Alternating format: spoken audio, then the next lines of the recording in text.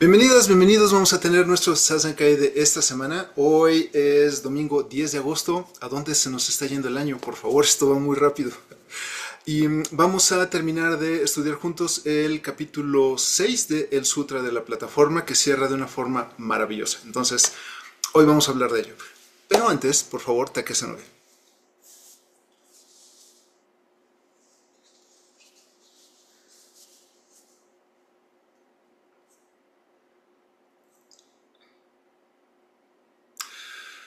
Dai Sai Geda Puku So Fuku Dene Hibu Nyorai Kyo Kodo Shoshu Yo Manto de la liberación sin límites, campo sin forma y más allá de la forma, visto las enseñanzas del Tathagata, prometo salvar a todos los seres vivos. Dai Sai Geda Puku Muso Fuku Dene Hibu Nyorai Kyo Kodo Shoshu Yo.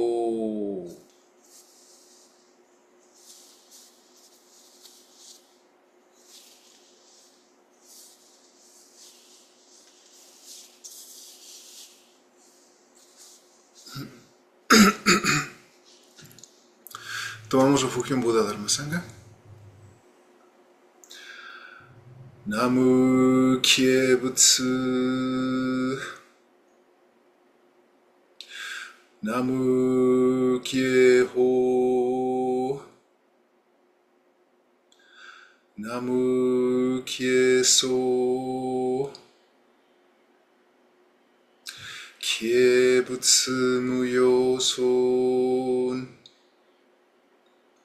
Kye Horijin Son. Kye Sowago Son. Kye Bukkyo. Kye Hokkyo. Kye Sokyo.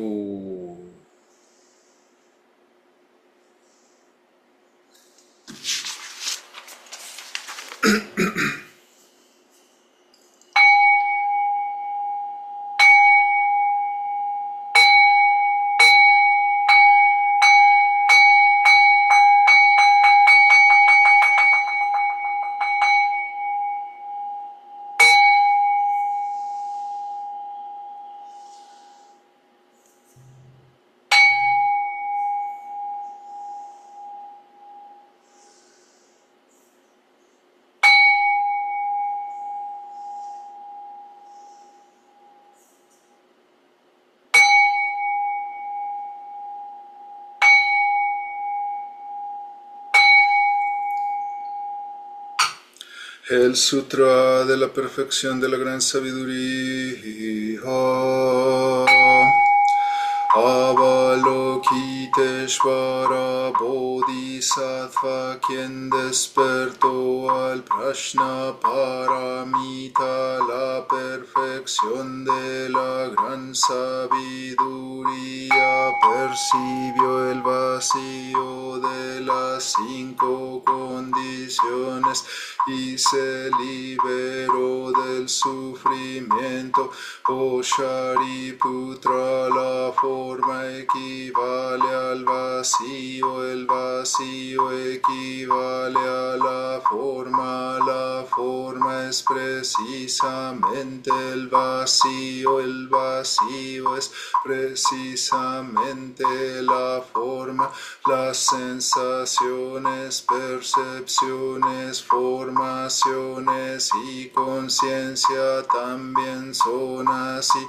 Oh Shariputra, todas las cosas son expresiones del vacío. Nada nace ni se destruye, nada se mancha, nada es puro, nada se oculta, nada nace, por eso el vacío no es la forma, no hay sensación, no hay percepción, no hay formación, no hay conciencia, no existen ojos, oído, nariz, lengua, cuerpo ni mente, no existen los sentidos de la vista, oído, olfato, gusto, tacto, ni objeto mental. No hay reino de la vista, no hay reino de la conciencia, no existe la ignorancia, no existe el fin a la ignorancia, no hay vejez ni muerte, no hay cesación de vejez ni muerte, no hay sufrimiento, no existe causa o fin para el sufrimiento, no hay camino, no hay sabiduría y nada que ganar, nada que ganar, por ende los bodhisattvas viven en Prajnaparamita sin ningún obstáculo mental, sin obstáculos el miedo se va, aun dentro del autoengaño el nirvana siempre ha estado aquí. Todos los Budas pasados y futuros viven en Prajnaparamita y alcanzan la suprema y completa iluminación. Por eso entiende que Prajnaparamita es el mantra sagrado, el mantra luminoso, el mantra supremo, el mantra incomparable con el que el sufrimiento se va. Esto es la verdad, por ello entona el mantra de Prajnaparamita. Canta este mantra y proclama Gyate, Gyate, Paragyate, Parasamgyate, Voyi Soaka. Hanya Shingyo.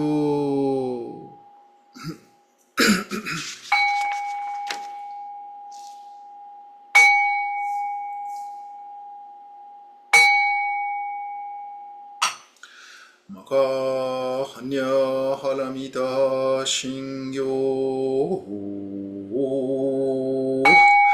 Kanji Zago Zatsugyoin Hanya Halamita Yisho Kengo Wonkai Kudo Isaiku Yakushari Shiki Fui Kuku Fui Shiki Shiki Sokuze Kuku Sokuze Shiki Yu Sogyo Shiki Yakubu Nyoze Shari Shize Shohoku Sofu Shofu Metsufu Kufu Yofu Zofu Gen Zekoku Chumu Shikimu Yu Sogyo Shikimu Genni Bize Shinimu Shiki Shoko Mi Sokuho Mugen Kainai Shimui Shiki Kai Mu Mu Myo Yaku Mu Mu Myo Jinnai Shimuro Shi Yaku Muro Shi Jinmu Kushu Metsudo Muchi Yaku Mu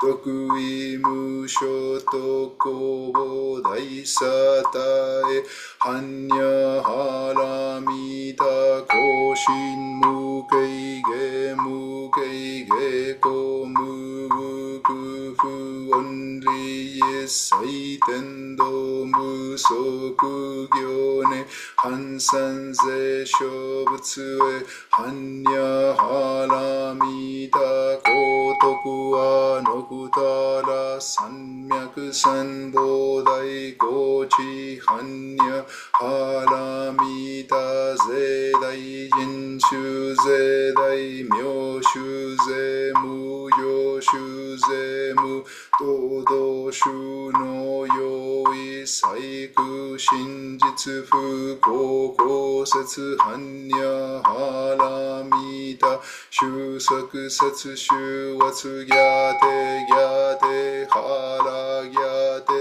Haraso Yate Boyi Soaka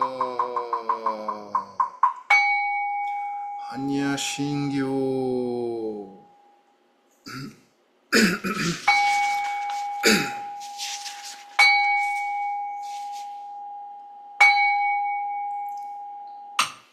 La naturaleza búdica impregna todo el universo. La realidad existe aquí y ahora.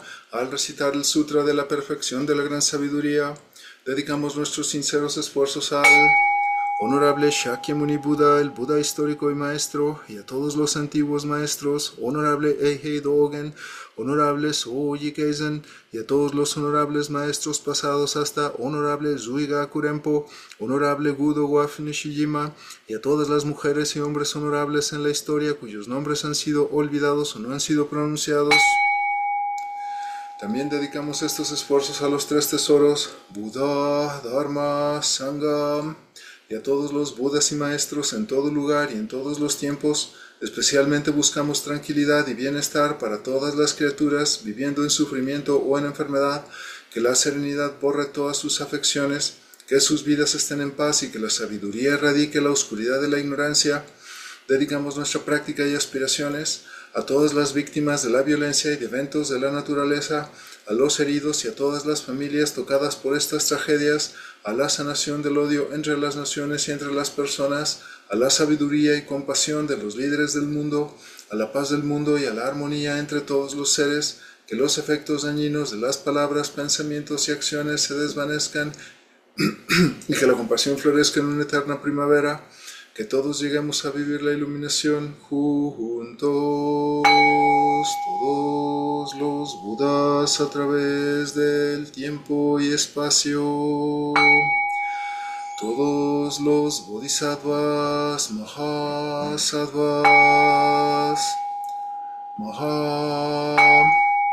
Prashnam, Paramita.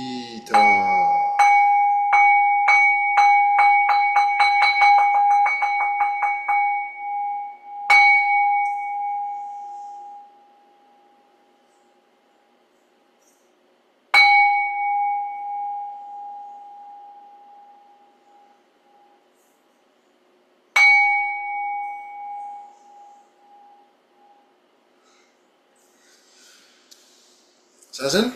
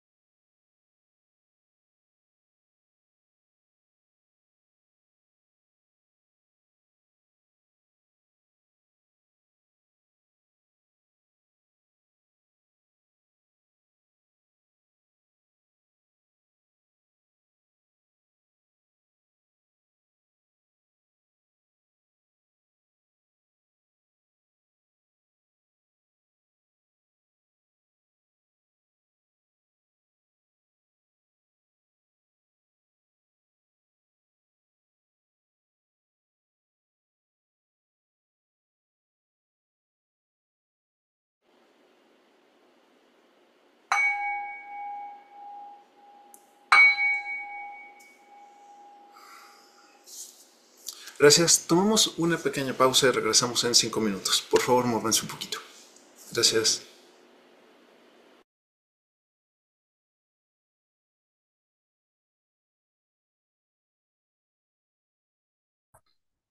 Muy bien, bienvenidas, bienvenidos. Vamos a tener una pequeña charla que va a cerrar el capítulo número 6 de el Sutra de la plataforma o el Sutra de Huineng.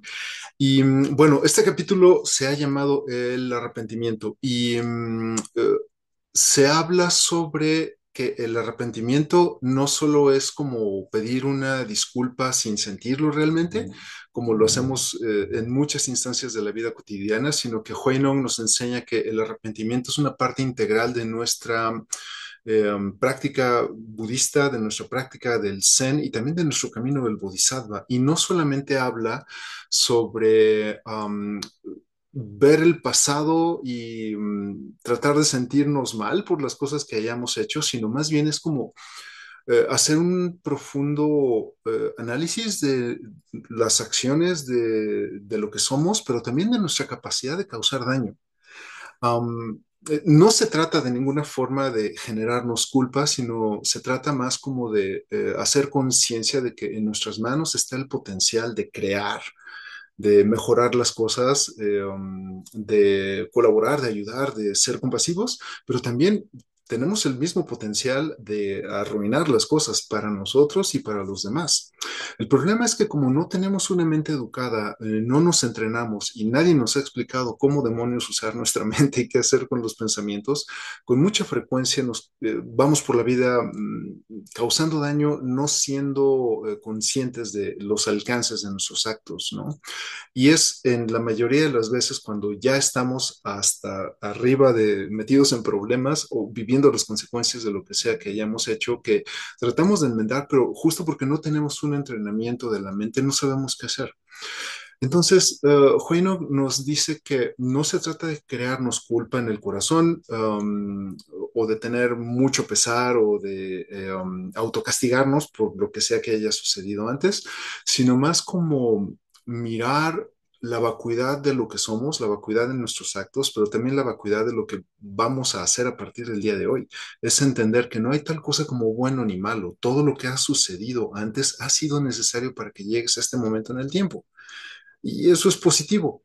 El punto es que hasta dónde estamos dispuestos a aprender de lo que hemos hecho, de nuestra capacidad de hacer el bien o hacer el mal, y cómo nos movemos hoy para generar un futuro virtuoso, para generar un futuro con tranquilidad, con mejores condiciones para todos los seres que nos rodean. Entonces, es imperativo entender que la vacuidad es parte de nosotros, somos parte de una vacuidad mucho más grande y tenemos que entender también que estamos unidos en compasión, por la compasión, hacia la compasión. Entonces ayudamos a todos los seres vivos tratando a todos por igual, con compasión y sin esperar nada a cambio, que ese es el otro truco, ¿no? Porque podemos entender que podríamos ser compasivos, pero por la recompensa que eso trajera, ¿no? Y muchas personas son compasivos por el buen karma que están generando y quieren llegar a la iluminación o quieren ganarse el cielo o llegar al nirvana y todo esto, ¿no? Huinong nos dice que no hay que ponerle ninguna especie de valor a la práctica de compasión o de redención, sino es como hacerlo porque es necesario hacerlo y porque la vida nos ha dado demasiado y tenemos que colaborar con un poquito de lo que se nos ha dado de regreso a la vida, ¿no? Entonces actuamos desde la vacuidad, es decir, sin ego, para preservar la vida y mejorar la vida. En esa acción, en esa actitud, con todo lo que hacemos, nuestra felicidad también viene de regreso.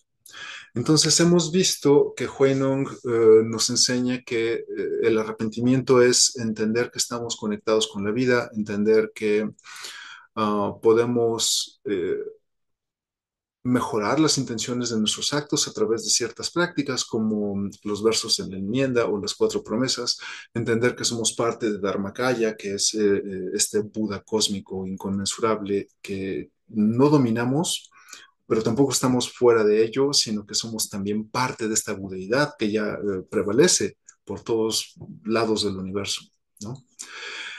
A lo largo del capítulo 6, entonces, Huinong nos instruye de todas estas cosas y cierra con un verso que se llama La estrofa sin forma.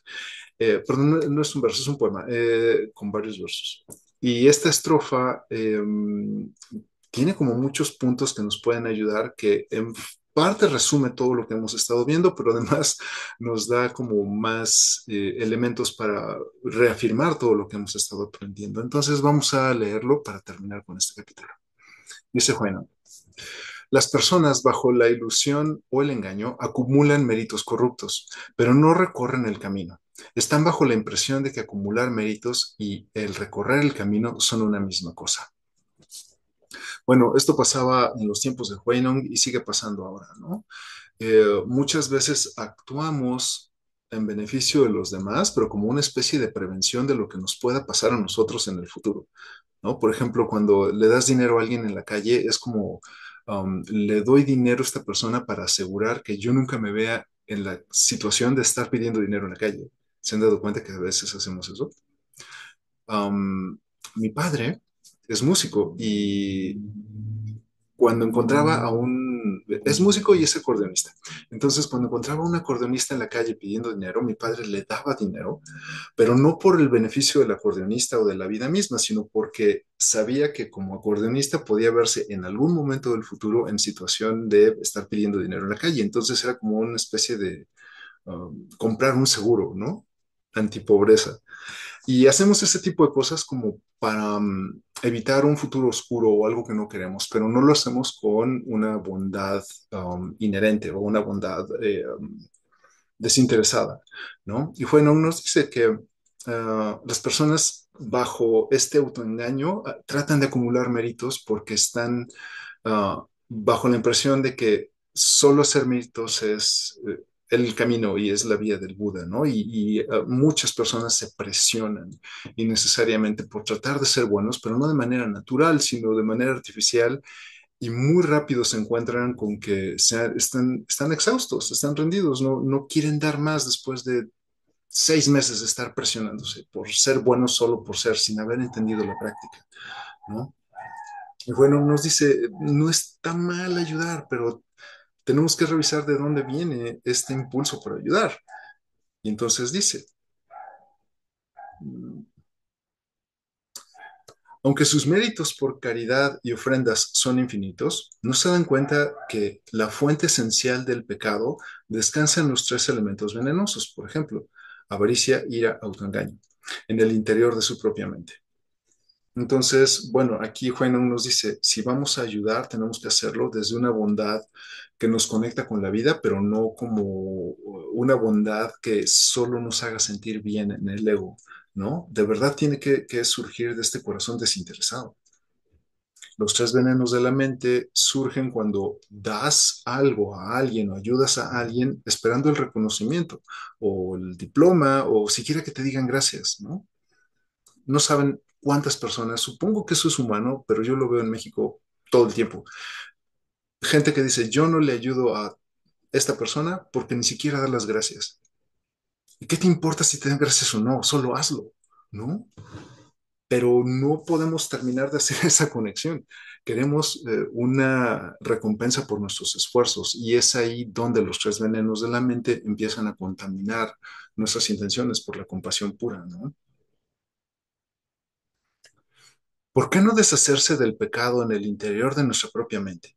Ya que esto es el verdadero arrepentimiento en nuestra esencia de la mente. En la vacuidad de nuestra compasión está el verdadero arrepentimiento. El arrepentimiento surge cuando sientes culpa por algo que hiciste en el pasado, pero si te empiezas a liberar de la palabra ego o de la palabra yo, entonces ya no hay nada que perdonar y ya no hay culpa que pueda aterrizar en tu corazón, porque el ego se ha disminuido. Imagina que el ego es como una pista de aterrizaje y entre más grande sea esta pista de aterrizaje, van a llegar aviones más grandes y más pesados. Si tu pista de aterrizaje se vuelve muy pequeña, Un avión comercial transcontinental no puede aterrizar. Entonces, si tu culpa es el tamaño de un jumbo, pero la pista de aterrizaje es muy pequeña, tu ego es muy pequeño, ese jumbo se va a pasar de largo, no tiene dónde llegar, ¿no? Entonces Fanon dice, ¿por qué no mejor te deshaces de la palabra ego, empiezas a abrazar la vacuidad de tu mente y todas estas culpas enormes, remordimientos, no van a tener dónde establecerse porque tu ego es muy chiquito, ya no hay territorio en donde se establezca la culpa o el remordimiento, ¿no? Un pecador que de repente, oh, un segundo, creo que me brinco una línea. No, está bien. Un pecador que de repente comprende lo que constituye el verdadero arrepentimiento según la escuela mahayana y que cesa de hacer el mal y practica la rectitud, está libre de pecado. Bueno, tenemos que dar un contexto adecuado a estas palabras porque parecería que nos volvemos santos si seguimos las leyes del Mahayana y entonces no importa lo que hagamos, va a estar bien. No, se trata como de entender que los tres venenos de la mente pueden controlarnos en cualquier momento. Ah, si entiendes esto y entiendes la compasión y entiendes la vía del Bodhisattva, no es que nunca vayas a volver a caer siendo presa del ego. Es que este es un peligro latente que está todo el tiempo. Es solo que cuando estudias el Dharma, practicas el Dharma, sigues la vía del Bodhisattva, vas a estar más atento a las cosas que haces. Y hay una gran diferencia entre asumir que hiciste daño por el alcohol o por el clima o porque no supe lo que hacía, ¿no? Ya sabes, tenemos como todos estos pretextos externos a nosotros para no asumir la responsabilidad.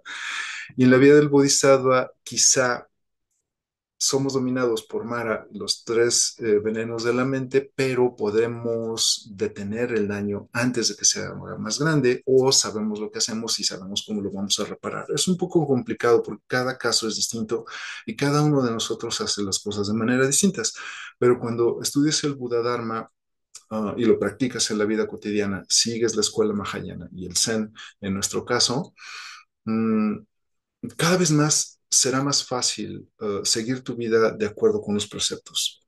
Nunca es fácil, siempre es un reto, a veces el ego gana, a veces nos enojamos, a veces explotamos, a veces lloramos, pero cada vez va a ser un poquito más fácil y eso es el camino de toda una vida. Nunca es fácil, pero sí que es posible cuando tienes esta continuidad de propósito, ¿no?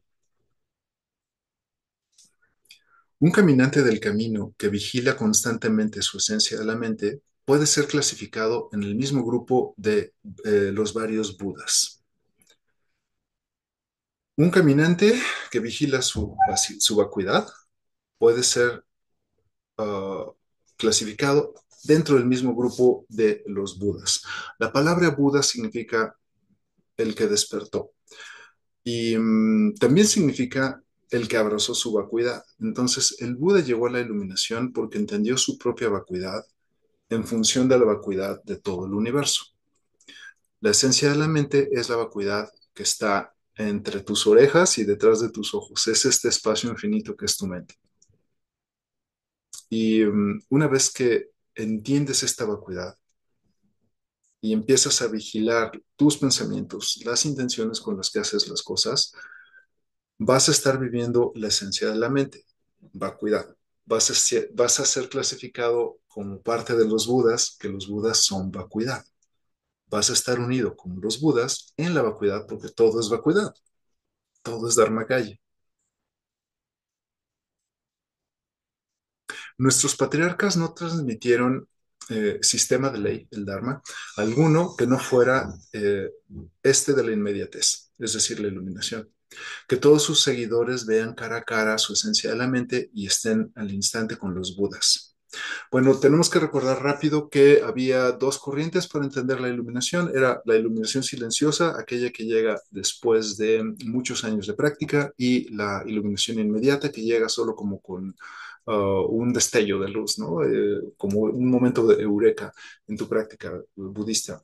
Pero en el contexto de la práctica de Huinong, esto se refiere a la iluminación misma. Entonces, em, nuestros patriarcas del Zen no transmitieron el Dharma ah, que no te lleve a la iluminación. El Dharma está diseñado para llevarte a la iluminación, no para que te conviertas en un ser especial, sino para que formes parte de la iluminación, de la vacuidad que todo existe. No notamos la vacuidad de las cosas porque estamos muy ocupados rellenándola de basura, ¿no? De todos nuestros gustos, aversiones, preferencias, juicios, todo lo que opinamos, lo que comemos, lo que odiamos, lo que nos gusta, ya sabes, todo esto que hacemos los humanos, que nos aleja cada vez más de abrazar nuestra esencia de la mente. Los patriarcas no nos dieron un sistema espiritual solo por capricho. Lo hicieron porque ellos mismos comprobaron en su vida cotidiana que funciona y que definitivo sí te puede sacar del sufrimiento y de muchos problemas hacia el futuro. Es solo que tienes que ser consciente y ver cara a cara tu propia vacuidad. Nosotros en Occidente le tenemos muchísimo miedo a la vacuidad y cuando llegamos a sentir el vacío en las cosas que hacemos o en las cosas que somos, nos da pánico y no queremos sentirlo, ¿no? Y muchas personas me escriben, y a muchos maestros budistas también, ¿no? Es que no encuentro ningún sentido en la vida y todo está vacío y nada tiene significado. Y mi primer pensamiento es, qué suertudo eres, compañero. De verdad, si puedes sentir la vacuidad en ese nivel, aplausos. Ahora tienes que trabajar con ello para que no le tengas miedo y abraces esta budeidad que de forma natural estás sintiendo. Por supuesto, somos muy tontos y le ponemos etiquetas como la noche más oscura del alma y nunca he estado tan triste y nunca he estado tan vacío. Es que qué suertudo eres, de veras, de que puedas sentir esta conexión tan profunda con la vida que no necesita palabras. Esta vacuidad es Buda y tenemos que sentirla y hacerla propia porque somos parte de ello, ¿no? Es ahí cuando, como dice Huinong, estás cara a cara con la esencia de tu mente. Pero no, somos muy necios y queremos llenarlo todo con significados y con metas artificiales, ¿no? Cuando en realidad no hay ninguna meta. Solo tienes que ser tú y ayudar a los demás y punto, ¿no?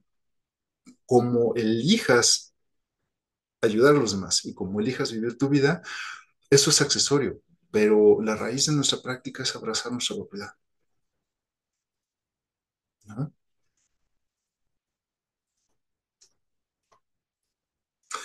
Si vas a buscar el Dharmakaya, búscalo más allá del Dharmalaksana y entonces tu mente será pura.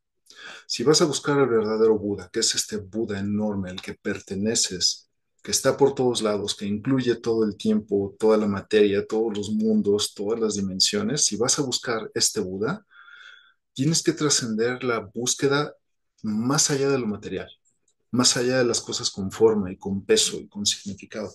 Tienes que buscar esta budeidad a la que perteneces y que es legítima, porque solo por estar aquí eres Buda, pero no está en los libros y no está en las pláticas bonitas y no está en las películas, solo está cuando te sientas en silencio y abrazas esta vacuidad.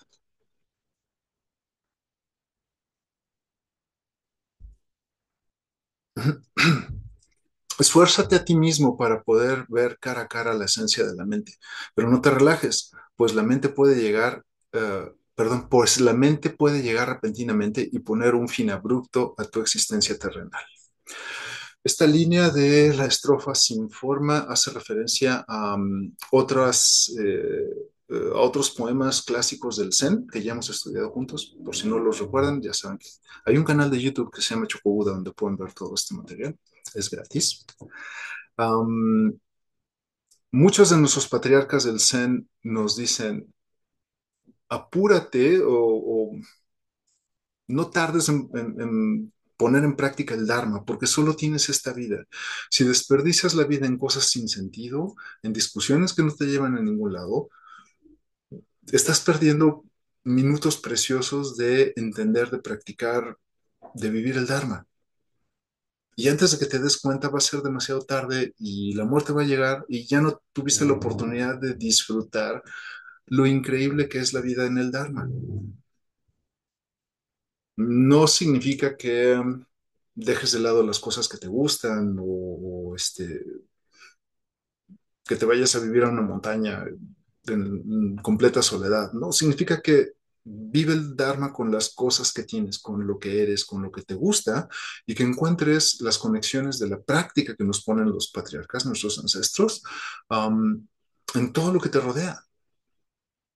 Y entonces el concepto de práctica e iluminación que nos marca Dogen, que dice que todo lo que haces, el 100% de lo que haces en tu vida cotidiana, es tu vida espiritual.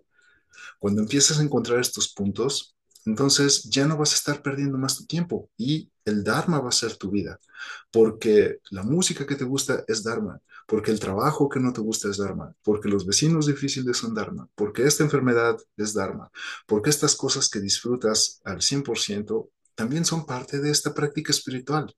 Nada se escapa porque todo está dentro de Dharmakaya.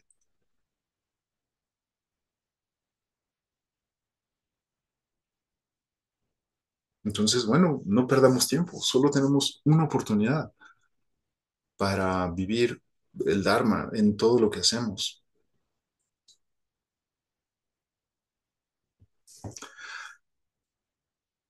Aquellos que entienden las enseñanzas Mahayana y por lo tanto son capaces de alcanzar la esencia de la mente, deberían reverentemente juntar las palmas de sus manos y buscar fervientemente el Dharmakaya.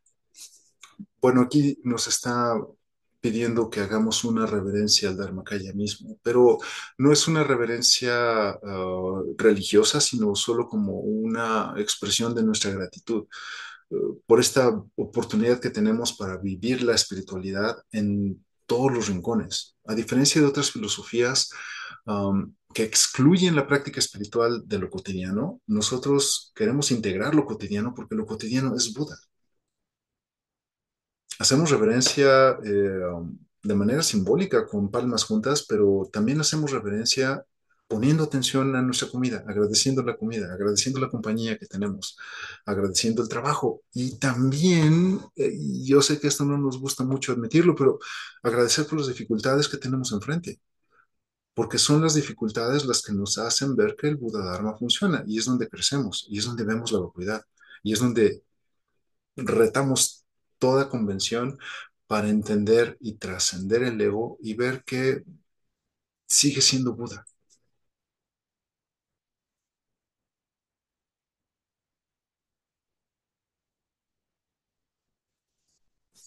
Y este verso cierra de manera contundente, muy fuerte y muy heavy metal, porque dice Huinong, instruida audiencia, todos ustedes deberían recitar esta estrofa y ponerla en práctica. De alcanzar ustedes su esencia de la mente después de recitarla, pueden considerar por sí mismos que están siempre en mi presencia, aunque verdaderamente estén a miles de millas de distancia. Pero de ser ustedes incapaces de alcanzarla, entonces, aunque estemos cara a cara, estaremos realmente separados por 1000 millas de distancia. En ese caso, ¿para qué tomarse el trabajo de venir hasta aquí desde tan lejos? Cuídense mucho. Adiós. Metal. Huinong dice, no importa si estás en un templo con el maestro a 30 centímetros de distancia, si tienes esta cantidad de chatarra y de basura en la mente que evita que conectes con el Buda Dharma, no te sirve de nada ir a un templo. En contraste, si entiendes el Buda Dharma, lo llevas a la vida cotidiana, aunque estés del otro lado del mundo, estás conectado con tu maestro. Dice nuestro querido Keido que fue Huinong el que inventó Sasenkai por Zoom. Pues claro, lo inventó porque aunque Huinong no disponía de Zoom, sí entendía que es posible conectar con tus maestros y con el Buda Dharma porque la ilusión de espacio y de tiempo solo está en nuestra mente. La conexión está en nuestros corazones y está en la práctica que llevamos, está Cuando ponemos lo que te enseña tu maestro, lo que te enseñan los patriarcas en la vida cotidiana, y de verdad que no hay diferencia. No sé si les ha pasado, pero si han tenido la oportunidad de ir a entrenar a un templo en su comunidad, pues, con otra gente a 30 centímetros de distancia, a veces se siente tan frío y tan lejano, ¿no?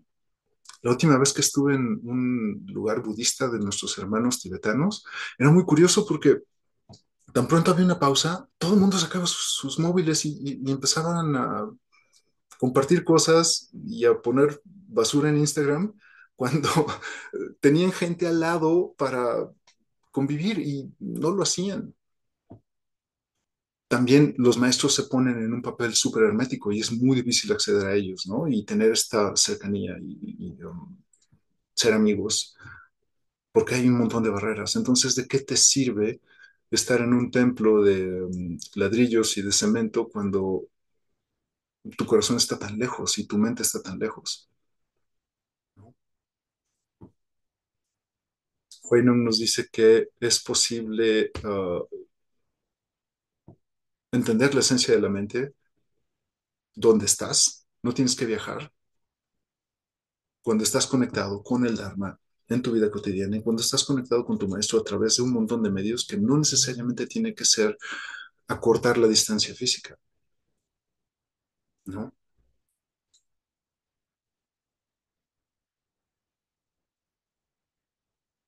Dice, perdón, dice, pero de ser ustedes incapaces de alcanzarla, entonces aunque estemos cara a cara, estaremos realmente separados por 1000 millas de distancia. ¿Para qué tomarse el tiempo? El trabajo, perdón, no el tiempo, de viajar tan lejos o de solo estar porque está de moda en practicar budismo, ¿no? Y entonces Huenon dice, cuídense mucho, adiós. Y se va.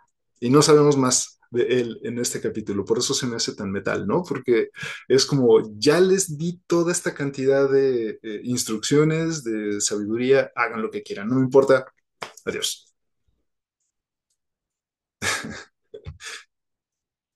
Y me encanta porque es que así tiene que ser. De verdad que tratamos de que el Buda Dharma sea lo más amable posible y que la gente conecte con él, pero al final cada uno de nosotros tiene que encontrarlo en su práctica y hay un punto donde el maestro ya no te puede acompañar y te tiene que soltar la mano para que tú te animes a llevarlo a todos los rincones de tu vida. Estaría maravilloso tener así como un maestro budista que te acompañe a todos lados y que sea como tu asesor, ¿no? Pero bueno, no se puede, ¿eh? Pero lo que sí se puede es que tú pongas en práctica todo y lo compruebes en tu experiencia, porque así también es como desarrollamos prajna, sabiduría, que es la otra parte de todo este sistema espiritual que nos propone Huinung para el arrepentimiento, ¿no?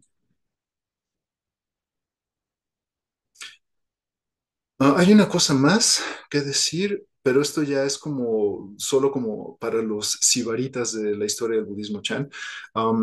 Hay bastantes documentos que nos dicen que incluso antes de que llegara Bodhidharma a China a enseñar Zazen, eh, ya se practicaba una especie de meditación en los templos budistas de China, pero era una meditación con base en analizar el pasado. Era una meditación muy extraña, ya no se practica el día de hoy, pero hay registros históricos y todo el arrepentimiento que aprende Huinong está tomado de esta etapa histórica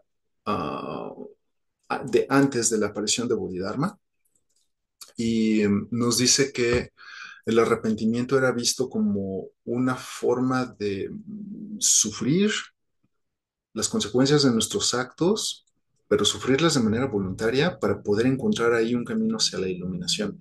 Es una instancia extraña en la historia del Chan, pero hay un montón de libros. Si les interesa, les puedo compartir algo en el foro, pero les advierto que son lecturas académicas muy pesadas y no están en español, pero si las quieren, se las comparto con mucho gusto. Las pueden subir a ChatGPT y que les haga un resumen. Ya saben, ahora hacemos eso. Muy bien, Amituf. Con esto terminamos el capítulo 6 de el Sutra de la Plataforma. Y bueno, en un momento más les digo qué sigue y con qué vamos a continuar la próxima semana, pero tenemos aquí algunos comentarios que voy a leer. Jordi dice, a quitar el hámster de la rueda, abrazar la vacuidad y ser de provecho para ayudar a los seres. Importante y parece fácil, ¿no? Pero tenemos que primero entender todas estas cosas. Por eso es necesario estudiar el Dharma, porque como que parecería que es de sentido común, ¿no? Es como, es brillante, voy a ayudar, listo, lo empiezo a hacer a partir de mañana. Ajá, pero el truco está vencer el ego para que esto sea posible. Pero bueno, nos vamos educando y vamos entrenando un día a la vez, ¿no? Pancho dice, el término vacuidad es muy complicado para mí, no puedo entenderlo muy bien. ¿O a qué se refiere? No está tan difícil, Pancho. Lo que pasa es que justo porque somos occidentales y todo queremos explicarlo hasta la última molécula, nos cuesta tanto trabajo, pero la palabra sol la inventaron los seres humanos. El sol no se llama sol, si puedes verlo. Si buscas en el diccionario, vas a encontrar incluso etimología para la palabra sol, pero en la naturaleza la palabra sol no existe. El sol solo está, solo es sol. Tú necesitas la palabra sol para designarlo y para generar una historia personal en torno al sol. Por ejemplo, cuando fui a la playa, me quemé por la exposición, ¿no? Y tienes ya una relación personal con el sol, pero el sol como objeto en el cosmos no tiene la culpa de tus historias personales. Solo está, solo existe. Por lo tanto, hay vacuidad en el concepto de sol. ¿Ves? Con las personas que conoces pasa exactamente igual. Juan solo es un ser vivo más, pero las relaciones que tú estableces con Juan están generadas por tu mente. Juan no tiene la culpa de lo que pienses de Juan. Juan es un ser vivo como tú, igual de vacíos. Las historias que inventamos en torno a los fenómenos van por nuestra parte, son nuestra responsabilidad. La vacuidad es entender cómo las cosas y los seres del universo son independientes de la basura que tú les pones encima. ¿Ves? Quizá lo único que sí es un valor absoluto es que la pizza con piña es asquerosa. No importa si le quieres poner o no vacuidad, es algo que no debería existir. Es una afrenta contra la humanidad.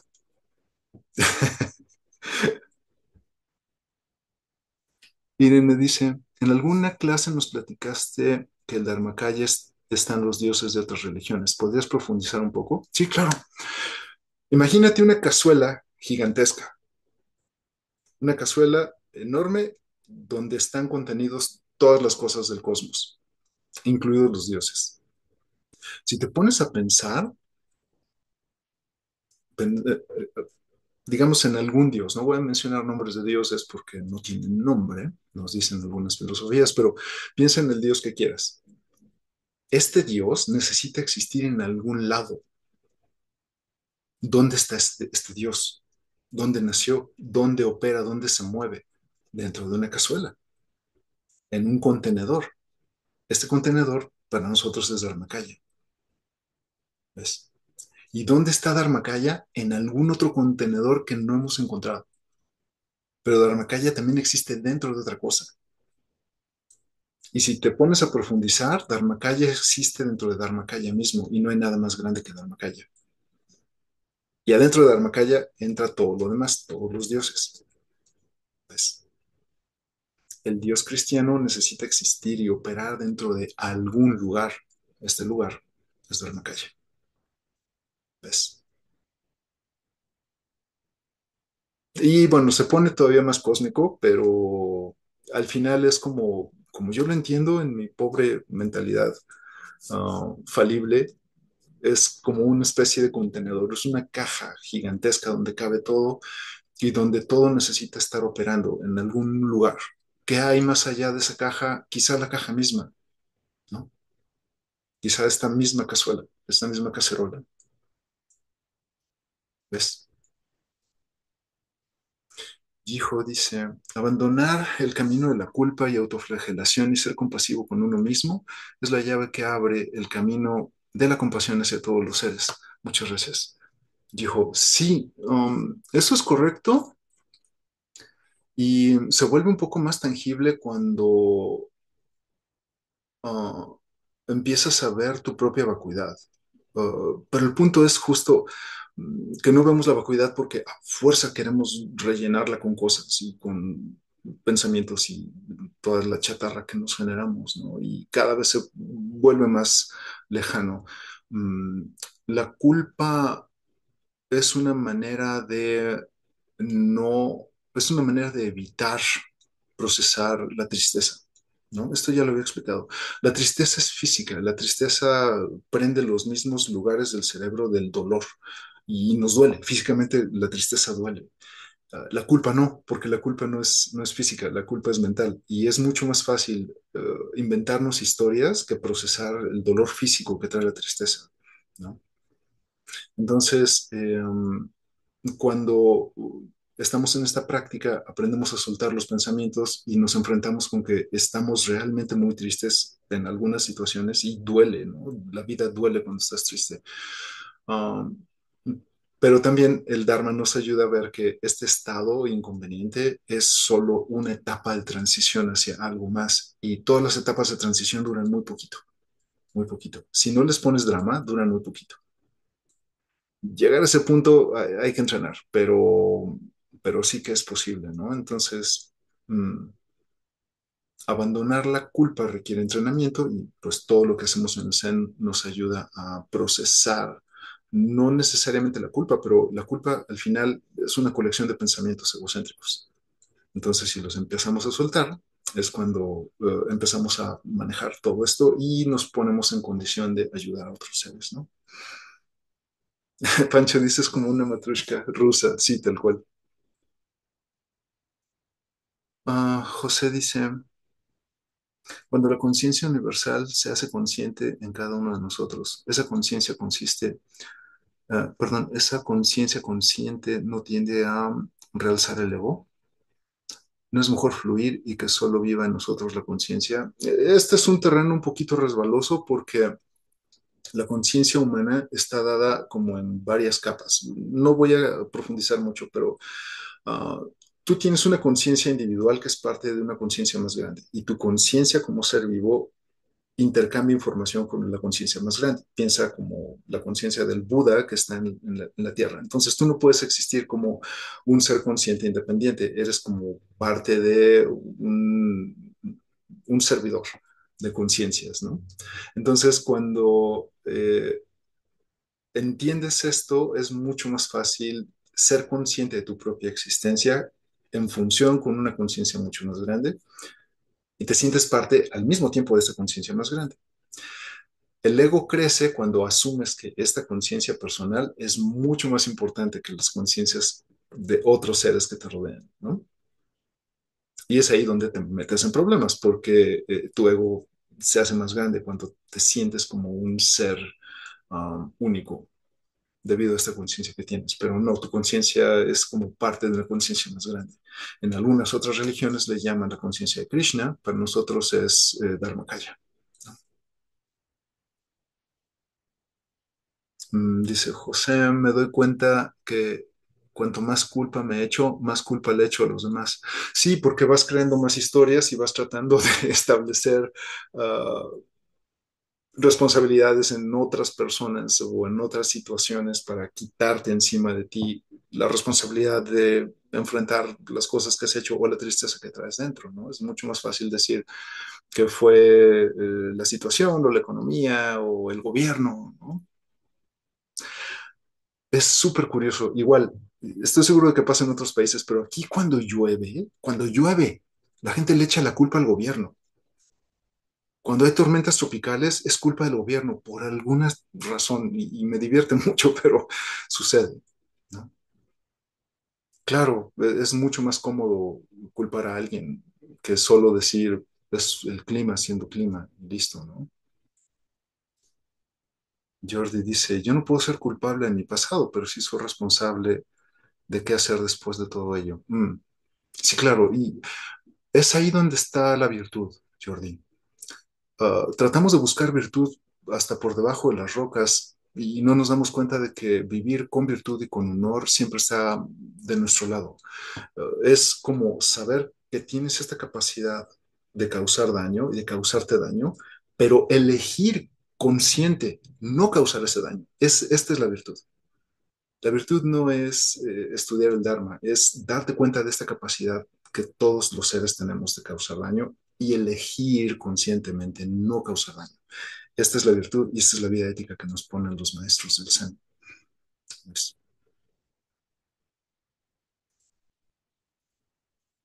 Muy bien. Unos minutos de hacen, por favor.